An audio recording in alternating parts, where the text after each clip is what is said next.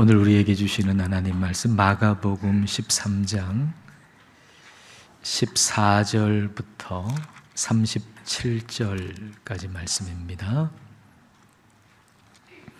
한 절씩 우리 교독하겠습니다. 멸망에 가증한 것이 서지 못할 곳에 선 것을 보거든 잃는 자는 깨달을진저 그때에 유대에 있는 자들은 산으로 도망할지어다.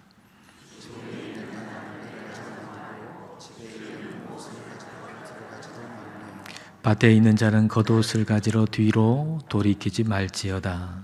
그 나라는 가입에 있는 자들과 젖먹이는 자들에게 화가 있으리로다. 이 일이 겨울에 일어나지 않도록 기도하라. 이는 그날들이 환난의 날이 되겠습니다. 하나님께서 창조하신 시초부터 지금까지 이런 환난이 없었고 후에도 없으리라.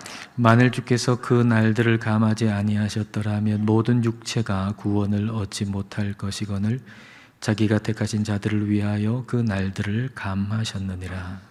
그때에 어떤 사람이 너에게 말하되 보라 그리스도가 여기 있다 보라 저기 있다 하여도 믿지 말라. 거짓 그리스도들과 거짓 선지자들이 일어나서 이적과 기사를 행하여 할 수만 있으면 택하신 자들을 미혹하려 하리라. 너희는 삼가라. 내가 모든 일을 너희에게 미리 말하였노라. 그때 그 환난 후 해가 어두워지며 달이 빛을 내지 아니하며 별들이 하늘에서 떨어지며 하늘에 있는 권능들이 흔들리리라. 그때 인자가 구름을 타고 큰 권능과 영광으로 오는 것을 사람들이 보리라. 또 그때에 그가 천사들을 보내어 자기가 택하신 자들을 땅 끝으로부터 하늘 끝까지 사방에서 모으리라. 무화과 나무의 비유를 배우라. 그 가지가 연하여지고 잎사귀를 내면 여름이 가까운 줄 아나니 이와 같이 너희가 이런 일이 일어나는 것을 보거든 인자가 가까이 곧 문 앞에 이른 줄 알라.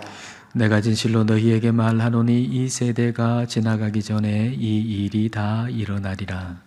천지는 없어지겠으나 내 말은 없어지지 아니하리라.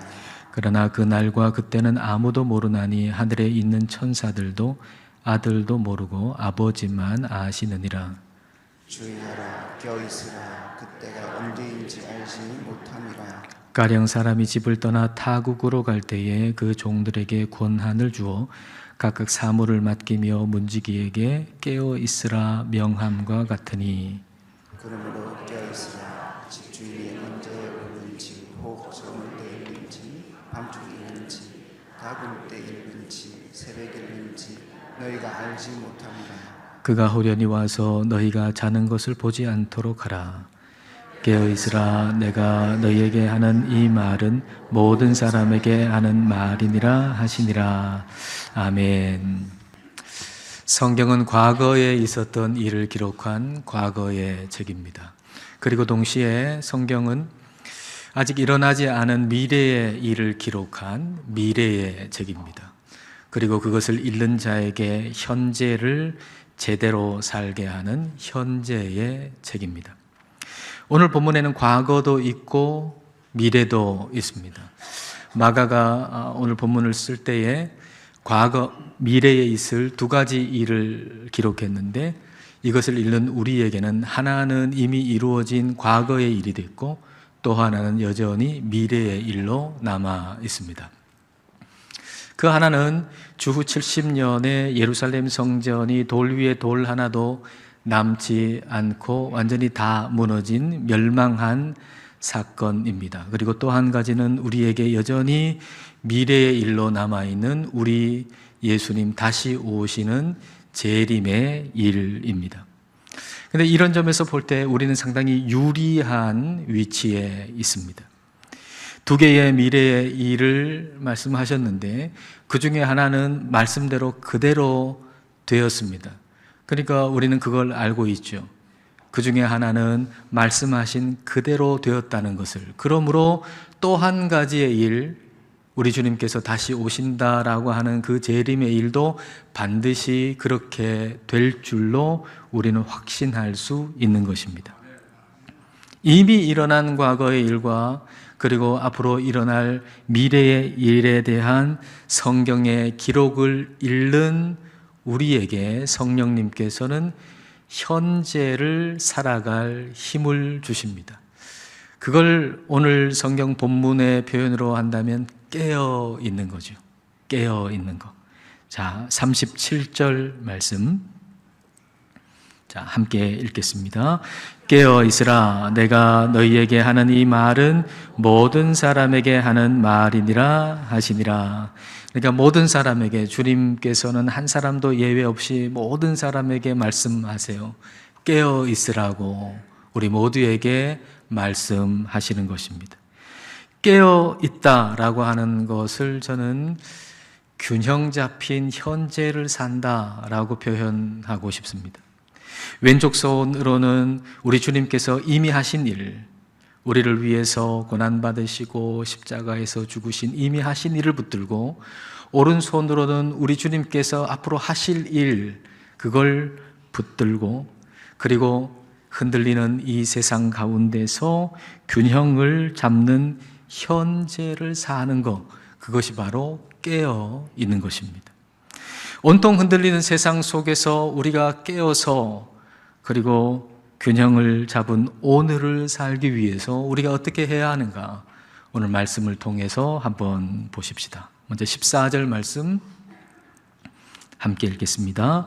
멸망에 가증한 것이 서지 못할 곳에 선 것을 보거든 잃는 자는 깨달을진저 그때에 유대에 있는 자들은 산으로 도망할지어다. 멸망에 가증한 것이 서지 못할 곳에 선 것을 보면 산으로 도망가라, 그렇게 말씀하시죠. 멸망에 가증한 것이 서지 못할 곳에 선 것은 예루살렘 성전에 대해서 하시는 말씀입니다. 다니엘서에 이와 똑같은 말씀이 있습니다. 다니엘서에도 이와 똑같은 말씀이 있는데, 그 말씀 이후에 주전 167년에 안티오코스 4세가 예루살렘 성전에 제우스 신상을 세운 일이 있었습니다. 그러니까 그와 같이 성전에 세워져서는 안 되는 것이 세워지는 것을 보게 된다면 너희가 도망가라, 그런 말씀이죠. 우리가 지난주일에 살펴본 것처럼 제자들이 뭘 보고 감탄했습니까? 제자들이 예루살렘 성전을 보고 감탄했잖아요. 예루살렘 성전의 그 돌이 얼마나 크고 얼마나 아름다운지 그 예루살렘 성전을 보고 감탄했죠. 근데 그 아름답게 든든하게 세워진 성전이 무너질 것이라고는 상상할 수 없는 일이었습니다. 근데 주님은 말씀하시는 겁니다. 어디에도 안전지대가 없다고 말이죠. 이 세상 어디에도 안전지대는 없다고 우리 주님은 우리에게 말씀하시는 겁니다. 우리의 삶의 안전지대는 없습니다. 그러므로 어디에도 안주해서는 안 됩니다. 이 세상 어디에도 안전지대는 없어요. 그러므로 우리는 어디에도 안주할 수 없어요. 한 손으로는 주님께서 행하신 일을 붙들고, 또 한 손으로는 주님께서 하실 일, 주님 다시 오실 일, 그걸 붙들고 흔들리는 세상에서 균형 잡힌 오늘을 산다는 것은 이 세상 어디에도 안주하지 않는 것입니다. 오직 하나님만 안식처로 삼는 것이죠. 우리가 안전감을 느끼는 장소나 사람이 있잖아요. 어떤 장소에 가면 안전감을 느껴요. 어떤 사람 만나면 안전감을 느끼는 그런 장소나 그런 사람이 있을 수 있죠. 그러나 그 장소, 그 사람이 우리를 지켜줄 수 없다는 것입니다. 우리를 지켜주시는 분은 오직 하나님 뿐입니다. 우리가 의지했던 모든 것은 어느 순간 우리를 위협하는 것이 될 것입니다. 사람들이 그토록 의지했던 예루살렘 성전, 그 예루살렘 성전 안에만 들어가면 마음이 편안해졌는데 그 건물이 위협이 되는 순간이 올 것이라는 것입니다. 우리가 안전감을 느낀 그 무엇이, 그 누군가가 오히려 나를 위협하는 것이 될 수 있다는 것이죠. 그 어떤 것도 안전하지 않다는 겁니다. 이 세상에 있는 것 그 어떤 것도 안전한 게 없다는 것입니다. 주님은 제자들에게 안전감을 느꼈던 그곳에서 도망쳐야 할 때가 올 것이라고 말씀하고 계신 겁니다. 자, 15절부터 18절까지 말씀입니다. 지붕 위에 있는 자는 내려가지도 말고 집에 있는 무엇을 가지러 들어가지도 말며 밭에 있는 자는 겉옷을 가지러 뒤로 돌이키지 말지어다. 그날에는 아이 벤 자들과 젖 먹이는 자들에게 화가 있으리로다. 이 일이 겨울에 일어나지 않도록 기도하라. 이스라엘의 지붕은 기도도 할 수 있고 쉴 수도 있는 그런 공간이지 않습니까? 근데 그 지붕에 있는 사람은 내려가서 집 안에 있는 것 뭐 꺼내러 내려가지 마라. 겉옷을 챙길 시간도 없다. 아주 위급하고 급박한 환난이 닥쳤다는 이야기입니다. 그렇게 빨리 피난을 가야 하는데 아이를 배웠거나 아니면 어린 아기가 있다면 빨리 도망칠 수가 없잖아요. 그리고 이스라엘의 겨울은 우기입니다. 건기에 걸을 수 있었던 그 길이었는데 우기가 되면 강이 될 수도 있거든요. 그러니까 그 겨울에 우기가 될 때는 도망가기가, 피난가기가 그만큼 어렵지 않겠습니까? 피난하기 어려우니까 겨울에 그 환난이 일어나지 않도록 기도하라고 할 만큼 그 환난은 아주 극심한 환난이 될 것이라고 말씀하시는 거죠. 그럼 이런 생각이 듭니다. 예수님께서 그 환난이 그렇게 극심하다는 걸 미리 아셨다면 좀 없애주시면 되지 않을까라는 생각이 듭니다. 그런데 주님은 그 환난을 없애주시지 않습니다. 우리가 깨어 현재를 의미 있게 사는 방법은 우리에게 주어지는 환난, 역경, 고난을 부정하지 않는 것입니다. 하나님께서 우리를 이 세상에 보내신 것은 편안하게 살라고 보내신 게 아닙니다. 이 세상은 무균실이 아닙니다. 균이 득실거립니다. 고난이 많습니다. 이런 일은, 이런 고난들은 우리를 훈련시켜서 우리로 하여금 하나님을, 예수 그리스도를 닮게 하시기 위한 도구들입니다. 그리하여 주님은 우리로 역경을 지나가게 하시는 것입니다. 우리는 우리가 통과해야 할 고난이 있다는 것을 받아들여야 합니다. 안주하는 마음을 버리고 우리에게 주어진 그 역경을, 그 고난을 우리는 통과해야 합니다. 우리의 인생에는 그런 시간들이 곳곳에 있습니다. 우리 인생에는 그런 고난, 그런 역경이 있는 시간들이 곳곳에 배치되어 있습니다. 그런 날이 올 때 우리는 그것을 없애버려야 할 것으로 여기면서 그것이 없는 미래만 바라볼 것이 아니라 그것을 우리의 현재의 것으로 받아들여야 합니다. 그 고난을, 그 역경을 오늘 내게 주어지는 현재의 일로, 내가 해야 할 일로 받아들여야 합니다. 주님은 그 역경을 없애주시지는 않지만 그것을 이길 수 있도록, 견딜 수 있도록 해주십니다. 자, 20절 말씀을 같이 읽겠습니다. 만일 주께서 그 날들을 감하지 아니하셨더라면 모든 육체가 구원을 얻지 못할 것이거늘 자기가 택하신 자들을 위하여 그 날들을 감하셨느니라. 그 환난의 기간을 줄여주셨다는 겁니다. 우리로 하여금 그것을 감당할 수 있게 해 주신다는 겁니다. 고린도전서 10장 13절 말씀이 그렇게 말씀하시잖아요. 세 번역으로 함께 읽어볼까요? 하나님은 신실하십니다. 여러분이 감당할 수 있는 능력 이상으로 시련을 겪는 것을 하나님은 허락하지 않으십니다.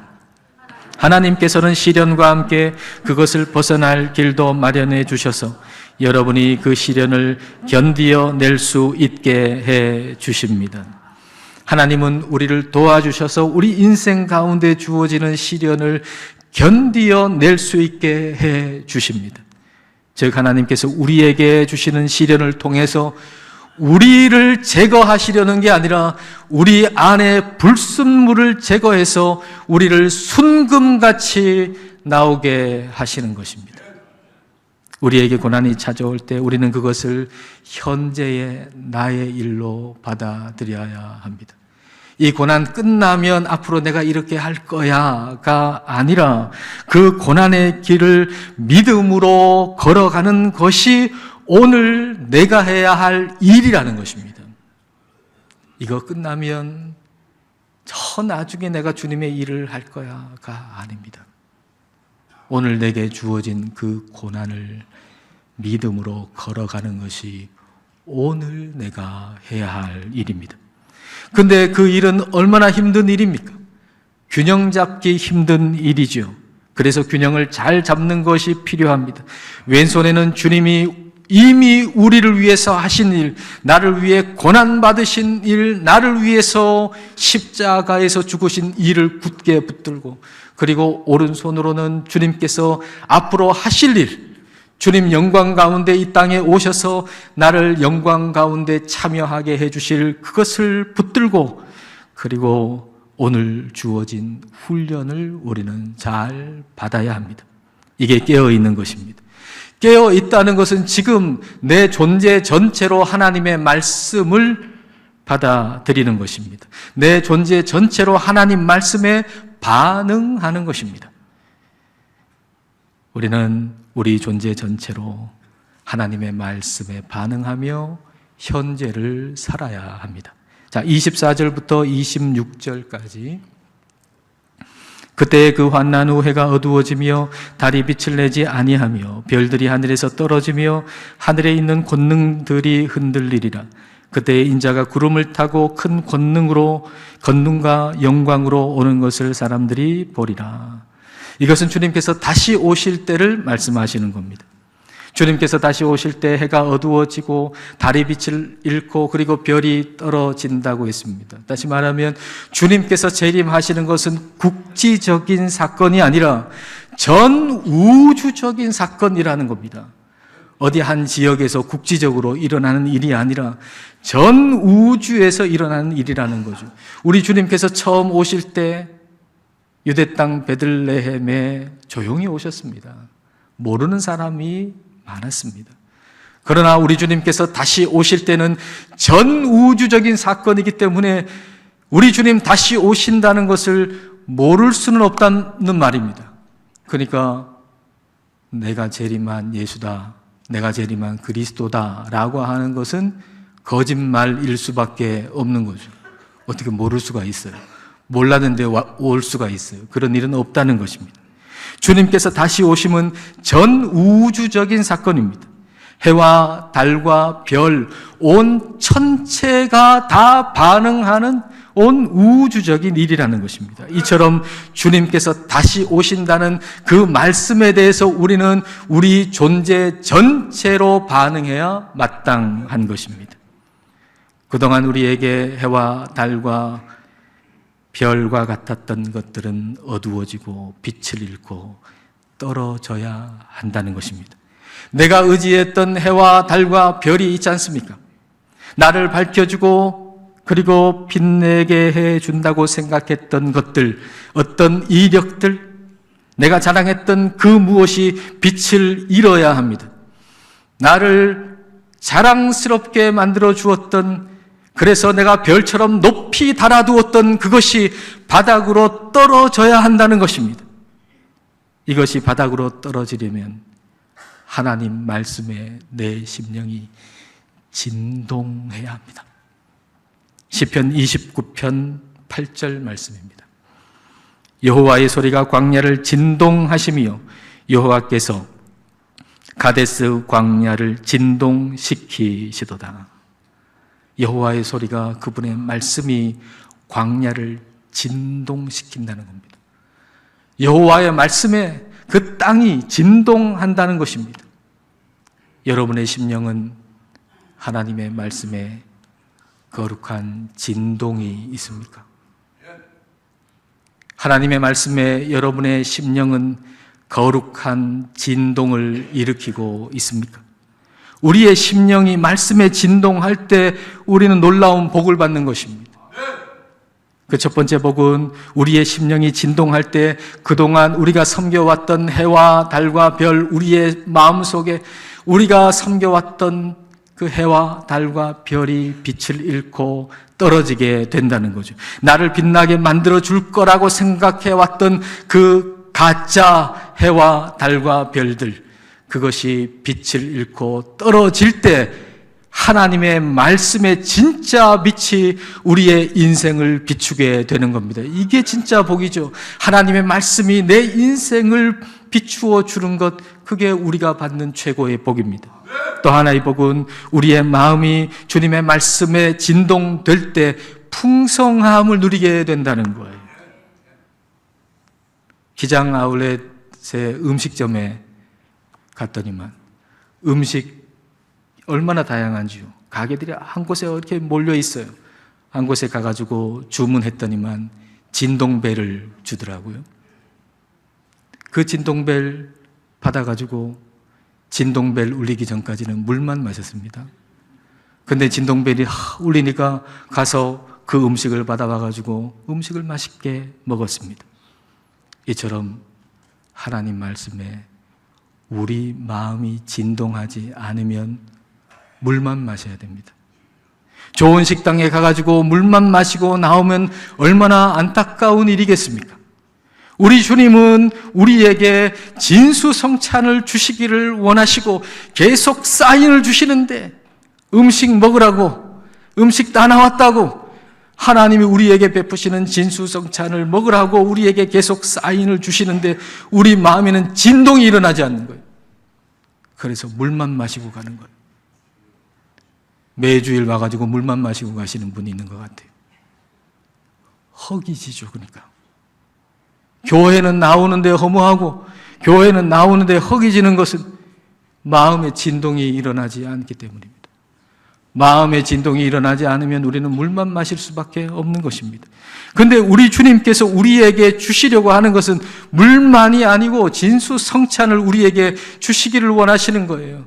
하늘의 신령한 복을 우리에게 주시고 땅에 기름진 것을 우리에게 주시고 풍성한 복을 우리가 누리기를 우리 주님은 원하시는 것입니다. 오늘을 깨어서 하나님의 말씀을 온 존재로 반응하고 살아갈 때 우리는 풍성함을 누릴 수 있습니다. 주님의 말씀에 우리가 온 존재로 반응한다라고 하는 것은 주님이 반드시 다시 오신다는 것을 확신하며 사는 것입니다. 자, 28절부터 31절까지 말씀입니다. 무화과 나무의 비유를 배우라. 그 가지가 연하여지고 잎사귀를 내면 여름이 가까운 줄 아나니 이와 같이 너희가 이런 일이 일어나는 것을 보거든 인자가 가까이 곧 문 앞에 이른 줄 알라. 내가 진실로 너희에게 말하노니 이 세대가 지나가기 전에 이 일이 다 일어나리라. 천지는 없어지겠으나 내 말은 없어지지 아니하리라. 무화과의 가지가 연해지고 잎사귀를 내면 여름이 가까이 왔구나 라고 하는 걸 아는 것처럼 이런 일들이 일어나는 것을 보면 우리 주님께서 바로 문 앞까지 주님 다시 오실 날이 가까이 왔다는 걸 알라는 거예요. 이런 일이라고 하는 것은 앞서 말씀하셨던 전쟁이나 지진이나 기근 같은 거, 그리고 예루살렘 성전이 무너지는 일, 그런 일들이죠. 근데 그런 일이 이 세대가 가기 전에 다 이루어진다라고 했어요. 정말 그 세대의 사람들은 이런 일들이 일어나는 것을 그들의 눈으로 보았고 경험했습니다. 그리고 우리는 이 사실을 통해 그렇게 말씀하셨는데 그것이 주후 70년에 그대로 일어난 것을 통해서 우리는 주님이 다시 오신다라고 하는 그 말씀도 반드시 그대로 된다는 걸 확신할 수 있는 것입니다. 이 확신이 오늘을 믿음으로, 열정으로 살게 하는 거죠. 열정은 확신에서 오는 거예요. 열정은 확신에서 오요. 확신이 없으면 열정이 없어요. 열정이 없는 이유는 확신이 없기 때문이에요. 우리가 뭔가 잃어버렸다고 한번 생각해 봐요. 그런데 그날 많이 다녔어요. 버스도 탔고 지하철도 탔고 회사도 갔고 교회도 왔고 집도 갔고 길거리도 걸었고 어디서 잃어버렸는지를 모르겠어요. 그래서 여기 가서 찾아보고 없으면 저기 가고 저기 찾아보고 없으면 저기 가고 그러다가 한참 찾다가 누가 가지고 갔나 보다 하고 포기해버리죠. 그런데 집에서 잃어버렸다는 게 확실해요. 이 방에서 잃어버렸다는 확신이 있어요. 분명해요, 그게.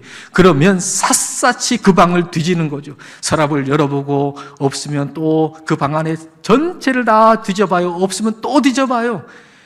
열정적으로 뒤져봐요. 왜냐하면 거기에 있다는 게 분명하니까, 확신하니까. 확신이 있으면 열정이 있는 것입니다. 우리가 주님께서 다시 오신다는 걸 확신할 때도 이와 같은 열정이 생기는 거예요. 주님께서 다시 오신다는 그 확신이 오늘을 열정으로 살게 하는 거죠. 그 열정을 다른 말로 하면 즉각적인 순종입니다. 하나님께 내가 즉각적으로 철저하게 순종하며 오늘을 사는 것이지요. 그게 열정이죠. 32절, 33절 말씀. 자, 같이 읽을까요? 그러나 그 날과 그때는 아무도 모르나니 하늘에 있는 천사들도 아들도 모르고 아버지만 아시느니라. 주의하라, 깨어있으라. 그때가 언제인지 알지 못함이라. 주님께서 오시는 그날은 아무도 모른다는 겁니다. 예수님도 모른다는 겁니다. 이 말은 예수님께서 전능하신 하나님이 아니시다라고 하는 걸 말씀하시는 게 아니라 하나님 아버지께 우리 아들 예수님께서 전적으로 순종하시겠다는 말씀입니다. 즉 하나님 아버지께서 말씀하시는 그날 즉시 이 땅에 오실 준비를 예수님이 하고 계시다는 거죠. 아버지 하나님께서 2025년 3월 16일 가라 그렇게 말씀하실 때 그 즉시 이 땅에 다시 오실 준비를 하고 계시다는 말씀입니다. 그러니까 그날과 그때는 아들도 모른다라고 하는 것은 무지를 얘기하시는 게 아니라 우리 예수님의 철저한 순종을 얘기하는 겁니다. 언제 말씀하셔도 그 즉시 순종해서 이 땅에 다시 오시는 그 철저한 순종을 말씀하시는 겁니다. 그러므로 그때가 언제인지 모른다, 아들도 모른다라고 하는 것은 그와 같은 맥락에서 우리에게 적용해 보면 철저하고 즉각적인 순종으로 오늘을 살아야 한다라는 말씀입니다. 우리 예수님께서 그렇게 철저하게 순종하면서 지금 준비하고 계시듯이 우리 역시 오늘을 철저하게 즉각적인 순종의 자세로 오늘을 살아야 한다라는 말씀입니다. 주님께서 언제 오시든지 우리 주님 맞을 준비를 하고 우리가 살아야 한다는 것이죠. 주님 오시는 날이 바로 오늘이듯이 오늘을 가장 중요하게 여기면서 살라는 것입니다. 그러라고 그때가 언제인지 가르쳐 주시지 않은 것입니다. 만일 우리 주님께서 그날이 언제인지 가르쳐 주시면 우리는 그날을 오늘보다 더 중요하게 여길 거 아닙니까? 우리가 그날이 언제인지 알면 오늘은 항상 그날보다 덜 중요한 날이 되지 않겠습니까? 그날을 가르쳐 주시지 않은 것은 오늘이 바로 그날일 수 있다는 걸 생각하면서 오늘을 가장 중요하게 여기면서 살라는 것입니다. 이것이 깨어 있는 것입니다. 이것이 균형 잡힌 현재를 사는 것입니다. 심하게 흔들리는 세상 가운데 우리는 살고 있습니다. 균형 잡기가 참 어려운 세상 속에 우리는 살고 있습니다. 그리하여 단단히 두 손으로 잡아야만 합니다. 한 손으로는 우리 예수님께서 이미 하신 일, 나를 위해서 고난받으신 일, 나를 위해서 십자가에서 죽으신 일을 단단히 붙들고 또 한 손으로는 우리 주님께서 하실 일, 나를 위해서 영광 가운데 다시 오실 일을 우리가 단단히 붙잡고 깨어서 균형 잡힌 현재를 살아가시기를 주님의 이름으로 축복합니다. 기도하시겠습니다. 이 시간 우리 기도하실 때 다시 오실 주님을 바라보십시다. 깨어있는 삶을 살기를 기도하십시다. 흔들리는 세상 속에서 균형 잡힌 현재를 살기를 이 시간 함께 기도하시겠습니다.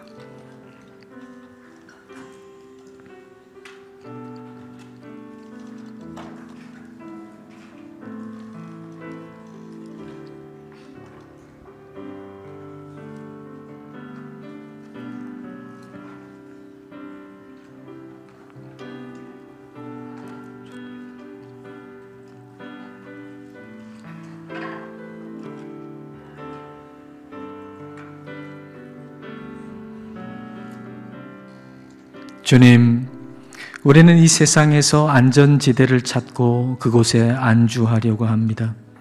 그러나 그 어디에도 안전지대가 없음을 가르쳐 주셨습니다. 우리로 깨어있게 하셔서 오직 주님만 의지하게 하옵소서. 우리로 깨어있게 하셔서 주님의 말씀에 우리의 온 존재가 진동하게 하옵소서. 그리하여 내가 만든 해와 달과 별들은 다 떨어지고 하나님의 말씀의 빛이 온전하게 우리 인생을 비추게 하옵소서. 주님, 우리로 깨어있게 하셔서 주님께서 오늘 오셔도 맞이할 준비를 하고 살게 하옵소서.